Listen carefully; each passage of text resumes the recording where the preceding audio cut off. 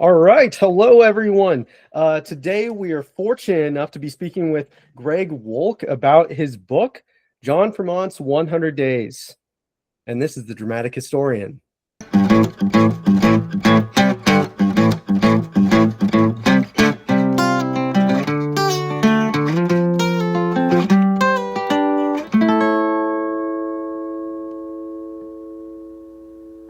John Fremont in 100 Days tells, I think, a fascinating story when we're talking especially about the early part of the Civil War. But before we even get into any of that, I first just would like to ask you, who is John Fremont, and what even drew you to this story in particular? Well, John C. Fremont was, I guess, one of the most famous people in America in the 1840s. He was an explorer. He married early in the 1840s the daughter of a Missouri senator by the name of Thomas Hart Benton. And Thomas Hart Benton was one of the leading politicians who followed the free soil movement, okay, which meant they weren't ready to try to outlaw slavery in the South, but they fought really hard to make sure it didn't extend westward from Missouri. And sort of the result of all of that was he achieved this level of fame that would be remarkable probably even today by size of population. And then in 1856, when the Republican Party came together out of the old Whigs and some Free Soilers and the rest, he was their first candidate for president in the Republican Party. A lot of people don't realize that. So that's where we find him ultimately. But in the case of the Civil War, No. Well, what was it that actually drew you to his story in particular? Was it something specific? well, there were several. I guess you'd say I believe in fate. There were several things that happened to me that just made me think, well, I can't just let this lie. One of them was, and I'm going to say 15 years ago, I had written a book came out in 2010. And in the process of that research, I discovered Fremont and certainly his campaigns in Missouri. And believe it or not, 15 years ago, you had to buy this particular book basically from used booksellers. Okay, now it's been republished and it's called The Story of the Guard, A Chronicle of the War by Jesse Benton Fremont. And it was published in 1863. I ordered one and I got it, and it happens to be the personalized copy of one of the characters in the book. Wow. He signed it on the front page, and so I said, "Well, wow!" So that was the first spark, I guess I would say. War in Missouri is concerned, it's kind of to me, it's interesting actually how John Fremont even gets there, because you even touch on the fact that he goes out to California and he actually strikes it rich, but he ends up with command in Missouri. Before we even talk about his role in Missouri, what is going on in Missouri during this time frame? This was a very, how should I say, a delicate place to be because there were a lot of Southerners and there were a lot of Yankees, as we like to call them. And we were a slave state adjoining a free state, particularly in St. Louis. So all of this stuff started mixing together, and actually the war in the West started in St. Louis on May 10, 1861, during an incident called Camp Jackson.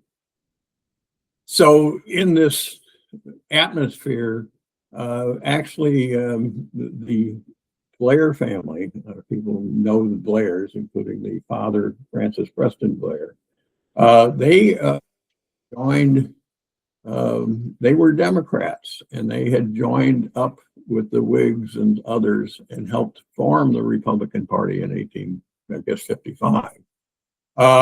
It just so happened that the Blairs were related to Jesse Benton Fremont. Her mother was the second cousin of Francis Preston Blair. That's not really been touched upon. Alan Nevins touched upon it very briefly in his landmark biography, but the book tries to explain, I guess, how that closeness actually created tensions between the two. The Blairs wanted a different person to run the Western Department, and he was a guy named Nathaniel Lyon. They were very happy with how he was aggressively pursuing things. But the government in Washington, the Army, said he was a regular Army captain, and they wanted him to be the Major General commanding the Western Department of the U.S. Army, and they said no.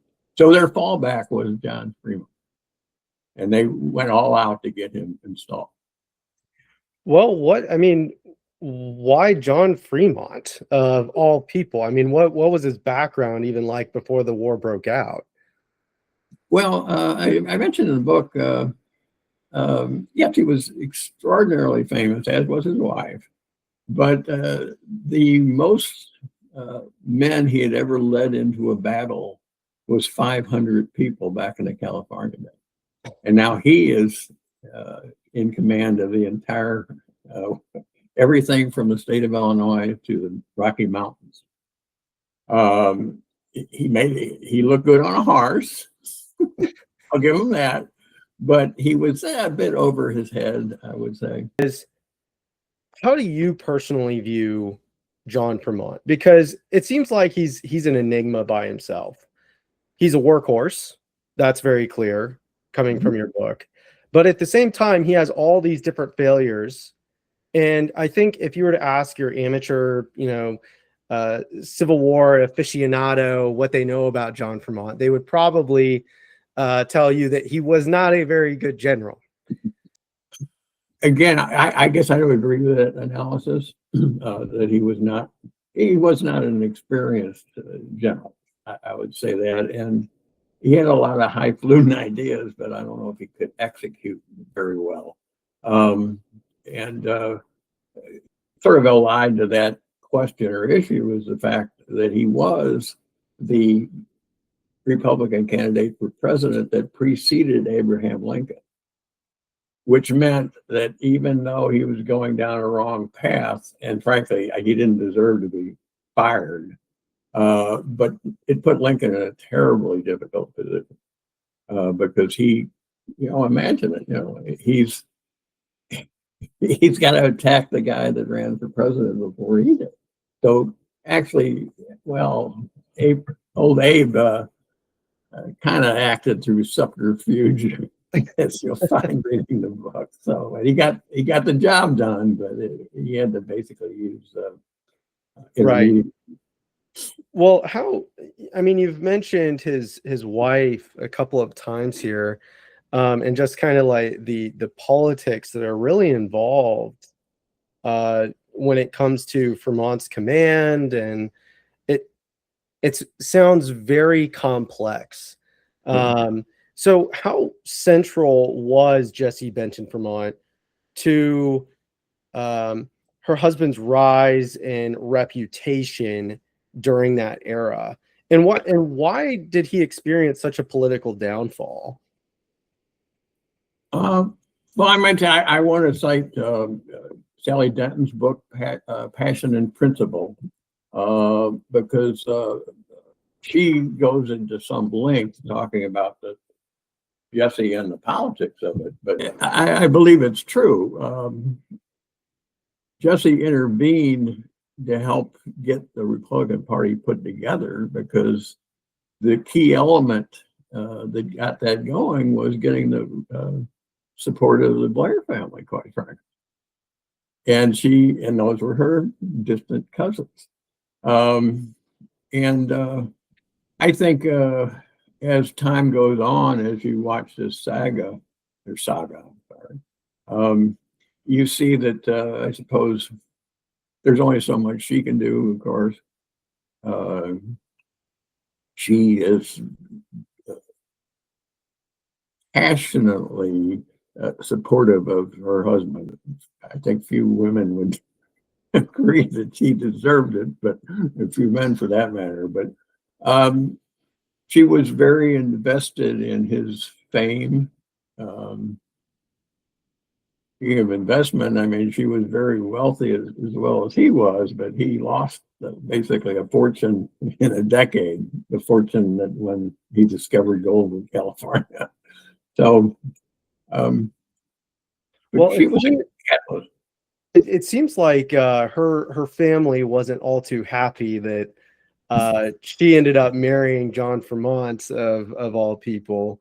And I think what's interesting that you really mention in your book is the fact that over time, John Fremont is actually going to lose quite a bit of support. Not just politically, but friendships, including his wife. So what was it then that Fremont's connection to Thomas Benton, shaped both his opportunities and limits? Military opportunities, you're saying? Yes. Yeah. Well, Thomas Hart Benton was, as they say, a free soiler, but he was also adamantly promoting westward expansion. Okay. And Fremont just happened along. Fremont was a topographical engineer. It's not clear to me. Most people would say they met when she was 16. I think it's possible she was 15. And within I can't say it right offhand, but within a year, they had eloped. So needless to say, the Bentons were not very happy, but he and his father-in-law basically had the same interest in seeing the western expansion. And so a lot of Fremont's missions in the 1840s and 1850s were trying to find a way to get a railroad out to California. So he was a little bit ahead of his time. Didn't succeed, of course. The war came along. I'll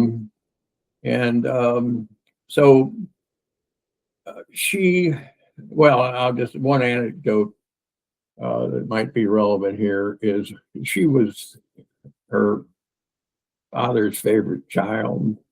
When John Fremont ran for president in 1856, Tom Benton refused to switch from Democrat to Republican and refused to vote for his own son-in-law. So it's a tension-filled set of circumstances. Well, I think one of the most, regardless of, how anyone feels about Fremont, I think one of the most important things that he did in this time frame was issuing the 1861 Emancipation Order. Would you like to tell us a little bit more about that? Yeah. Most people who read about Fremont and the war in Missouri casually, let's say, it seems like they will conclude that it was the freeing of slaves that caused Fremont to get out of favor with Lincoln. I don't agree with that. Okay, because what I've tried to analyze in the piece here is we have to remember that Congress meimmediately when they went into session after Fort Sumter passed what was called the first Confiscation Act. And it was somewhat complicated, and you can tell it was put together by politicians. But it basically said if you employ a enslaved person in a act hostile to the United States, that person, what the act said was, it didn't go so far as to say that person was free. It said, well, then you can't go to court to make that person come back and be a slave. And that's what Congress meant and decided. But again, I think it was a political decision. Fremont took that to the natural end, and it happened in a very stressful period of time. I think I realized that from reading it. Do you But do you think it was a act of moral courage or political miscalculation? he certainly did it purposely. I don't. I imagine he could have anticipated the reaction among some people. Lincoln had a fit. It's not so clear that it was because he issued, and I'll divide that up in just a second. There were two acts. There was the order, and then there was the manumission. Yes. But Lincoln was faced with the problem that Kentucky was still undecided about seceding from the Union. Missouri was in the same position, although the general I talked about before, Nathaniel Lyon, had chased the government out of the capital, so Yeah. they were a little safer there. But so Lincoln could not go take that same step, although I speculate that he probably was in favor of it. But again, now the difference in the two aspects of it is one, Fremont issues this proclamation, which again, my position is it was the only thing different about it in the first Confiscation Act was that he added those men or women, enslaved people, if they were involved in acts against the government, they would be free. Which I say, well, isn't that the same as saying that you can't sue to enforce their bondage? So anyway, but then the next act was, and it does get pretty complex here, is that in probably a fit of pique, he found two men that he could free, and he freed them. And it had to do with something called the law of prize and capture. Clearly, I think this is just the reason why I wanted to touch on this was because I think this is probably one of the biggest things that John Fremont does during his tenure, especially when he's out in Missouri. But what were some other significant challenges that he actually faced when he was actually commanding that department? The next one that comes to mind is his, well, let's say failure, and again, I don't agree with, to reinforce the town of Lexington, Missouri. I think that was an excuse by the higher ups in Washington and by the now inflamed Blair family, quite honestly, to start the process of trying to get rid of him. And he could not have, there was about 3,500 Union troops in this town up on the Missouri River. Let's assume what was then the Missouri State Guard went and captured that town. They weren't going to hold it very long. Missouri River was the main artery of transportation and stuff. So he couldn't have done it, but the higher up said, well, you should have. And so they started making plans to get rid of him. Well, how would you go about then interpreting his actions then around Springfield? This was after, and by the way, for clarification for our audience, Nathaniel Lyon died at the Battle of Wilson's Creek near Springfield, but this actually comes after the Battle of Wilson's Creek. So I'll let you talk here. Yeah, now that Wilson's Creek happened, let's see, about 2 weeks after Fremont arrived to take command. I might say that I think Fremont gave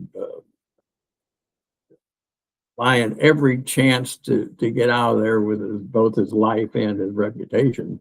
But what happened was, well, that was the first step.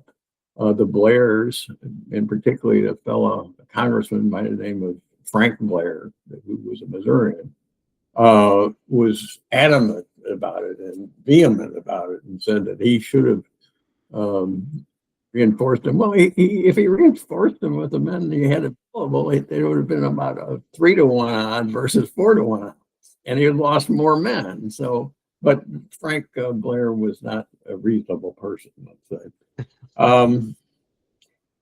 Then after that happened, and then after Lexington happened, Fremont felt the need to get on the road and try to capture the Missouri State Guard contingent that was commanded by Sterling Pride. And so that led to what I would say a disastrous and ill-conceived campaign that ended in Springfield. Well, I'm going to ask this because I'm I'll admit I admire Ulysses S. Grant. I really like him a lot. And I think for a lot of our listeners, they know that Ulysses S. Grant actually was in Missouri, and that he was actually under the command of Fremont for a while. Would you like to explain what Grant was doing there and how he actually has a connection with John Fremont in Missouri?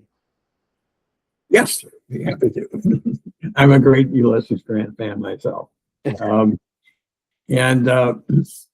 Grant had trouble getting a field command, and it had to do with his reputation back in the regular army. But he finally got one, and he was told to march to Missouri, to North Missouri from Springfield, Illinois. And he entered Missouri, which of course I refer to as the war zone, on, let's see, July 11, 1861.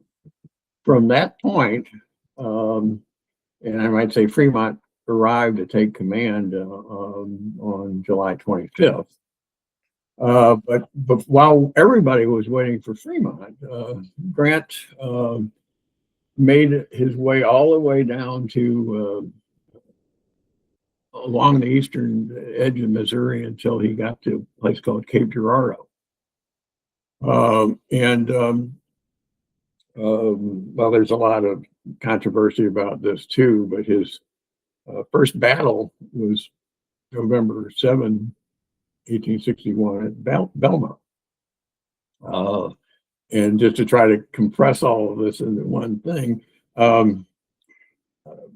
Fremont's probably last order as commander was to tell Ulysses Grant to go down to Belmont and to make a demonstration, but not to essentially do battle with the enemy, with the Confederates. And Fremont was right then in the process of being terminated from his command. And everybody in the country knew it because the newspapers were out here reporting it. It was so the controversy that happened and exists to this day is did Grant violate his orders? Because he certainly aggressively took on the Confederates at Belmont. But I guess it's not worth arguing about anymore. But he served Fremont's 100 days. I think it was something like 80 of those days. They were both here under Grant, and Grant operating under his command. Well, and I think that most people would probably go on to say that one of Fremont's lasting legacies was probably telling Grant to go do that and actually, promoting him and keeping him here. And that, I mean, the rest is history. But getting a little bit back to Fremont, why is it that failure tended to follow Fremont? What was his own temperament that basically led to his demise? But do you think Lincoln's removal of Fremont was necessary? Because you actually said earlier you did not think it was justified. So I'd like you to go more into that. Again, this is my theory, although it comes out for readers of the book. St. Louis, high-minded citizens and merchants and all that just did not like Fremont and did not like what he was doing. I don't know if they had good cause for that. He was a very pompous individual, Fremont. I think that's what he's best known for. And he just offended. He spent about 2/3 of that 100 days in his headquarters in St. Louis and just basically offended everybody. He came in, how do you interpret Lincoln's removal of Fremont? I think it was difficult for the political reasons I mentioned earlier. Yeah. And but he was all on board by middle of October of 1861. Lincoln was.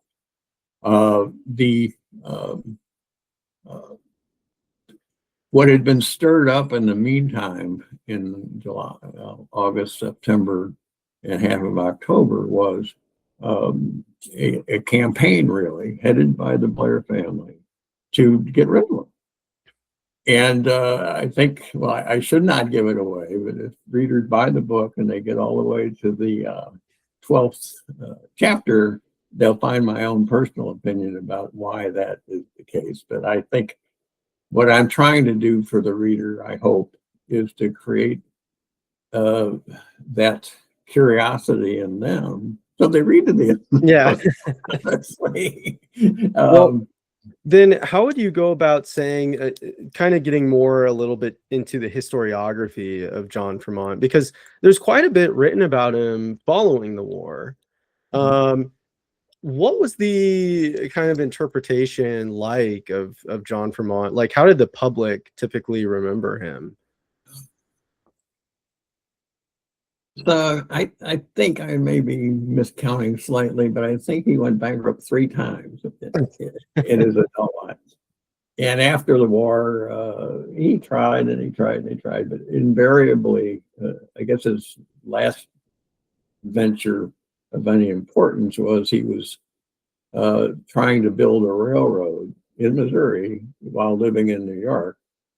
And that went bust. They had to move out of their mansion up in Sleepy Hollow, New York, and then ultimately, well, as you see at the end of the thing, Jesse's in California and he's in New York, and they're buried a full continent away from each other. Well, when you were actually doing research for this book, were there any particular stories that stuck out to you? Was there anything like really, any events that really kind of changed the way you thought about Vermont? Well, in terms of the characters and how my views might have changed, I wouldn't apply it to John Fremont. I think it would be to his wife. And I think it's pretty clear, although again, the reader's going to have to draw their own conclusions, is that Jesse was very much anti-slavery, bordering on abolitionism. John just kind of went with the flow. And I think probably took most of his thoughts or ideas right out of her head. But the event that was most striking to me, and hopefully will be to the reader, is one of those men that he happened to free wound up in Nantucket, Massachusetts. And there's a whole story about that, how that happened. But in fact, the guy's name was Hiram Reed. One of Fremont's friends got him there because he was a native of Nantucket. And Hiram lived for another 50 years. He married, he was a teamster, he joined the GAR, and he married a Native American princess. Then he died 3 months shy of the 50th anniversary of his freedom. So that, if there's anything that made me feel like I have to write this book, it was that story. Okay.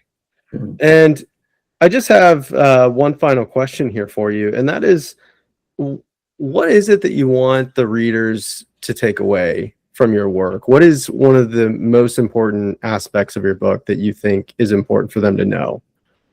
I hope they pay more attention to Jessie, her husband, and her development and her influence. And to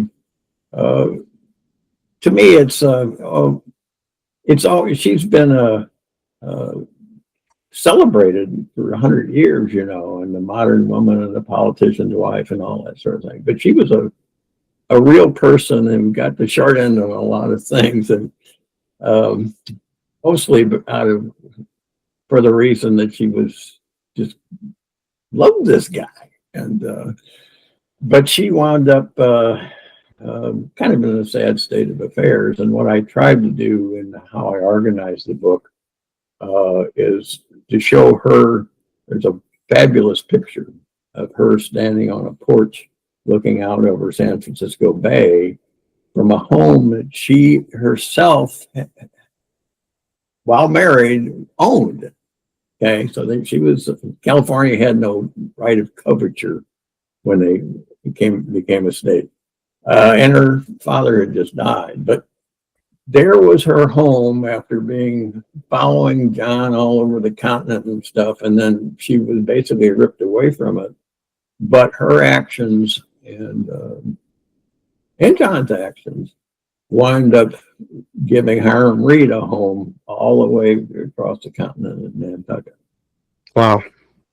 Well, again, we're here with Greg Wolk chatting about his book, John Fremont's 100 Days. And for any of you interested in buying Greg's book, please go to Amazon. You can buy it from there. You can buy it from some local Barnes and Nobles or the University of Chicago Press or the Missouri Historical Society. Is that correct? Yeah, that's correct. Okay, great. Well, if you like today's episode, make sure to check out our past episodes with previous historians as we discuss their work. Thanks again for tuning in, and see you next time.